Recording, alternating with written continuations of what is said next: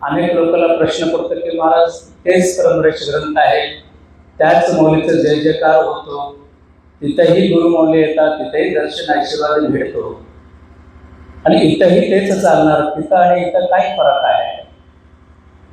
दोन्ही गोष्टींमध्ये मात्र फरक तर काही दिसणार नाही, फरक दिसणार नाही, वरच्या नजरेनं काहीच फरक दिसणार नाही.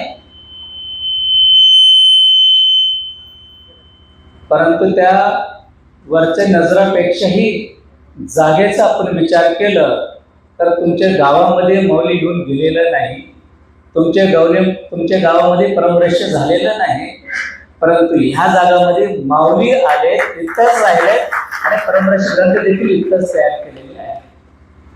मग कुठं निर्माण झालेले आहे त्या ठिकाणीच तुम्ही पारायण करत असेल तर मला एक सांगा, त्या वेळामध्ये म्हणजे 1482 साली माऊलीचा जन्म झाला, 1500 शतकामध्ये शेवटच्या अध्यायामध्ये या ग्रंथाची निर्माण पूर्ण स्पष्टपणे माऊली सांगितलेले आहे.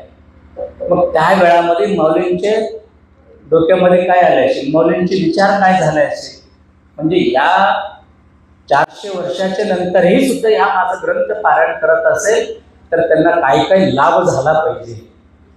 ते माऊली 400 वर्षापूर्वी ह्याच जागेवर बसून विचार केलं, भगवंताचे एक रूप झाले आणि शिवयोगाची साधना करत करत माऊलीने आम्हाला हा ग्रंथ दिला.